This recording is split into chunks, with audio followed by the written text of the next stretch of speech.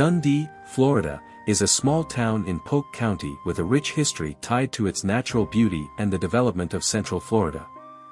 The area's story begins with its first settlers, drawn to the region's green, rolling hills, sparkling lakes, and abundant sunshine. In 1910, a man named Mr. Menzies, originally from Dundee, Scotland, named the settlement after his hometown, also naming one of the local lakes, Lake Menzies, in the process. This Scottish connection gave the town its identity from the outset. The town's growth accelerated in 1911 with the arrival of the Atlantic Coast Line Railroad's Haines City to Sebring branch. The construction of the Dundee Railroad Station, completed in early 1912, opened the area to land speculators and prospective settlers. One key figure, William W. Shepherd of Minneapolis, recognized Dundee's potential and purchased approximately 14,000 acres along the scenic ridge, encompassing much of what is now modern Dundee. His efforts spurred an advertising campaign targeting Midwestern settlers, many of whom arrived via the new rail line.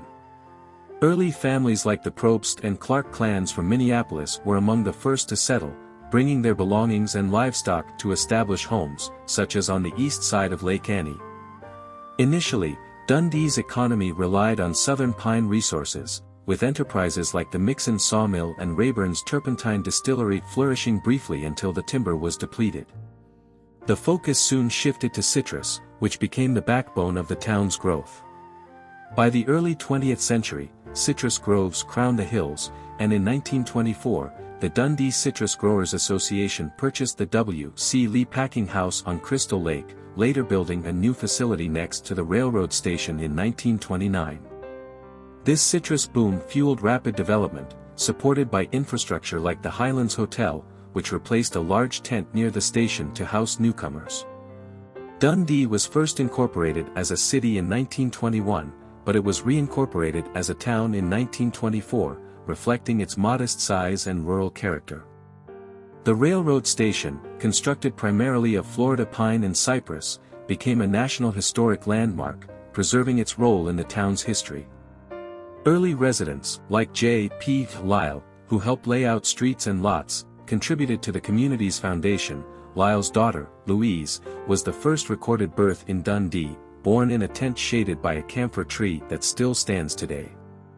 Over the decades, Dundee evolved from a citrus-driven economy into a quiet sleeper community within the bustling US 27 corridor, part of the Lakeland-Winter Haven Metropolitan Statistical Area. Its population grew steadily, reaching 5,235 by the 2020 census.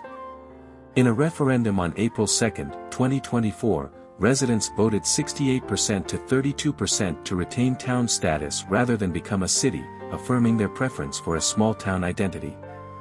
Today, Dundee blends its historical roots with modern appeal, offering lakeside parks, a regional recreation complex, and a community library, all while remaining a welcoming stop for tourists exploring Central Florida's attractions.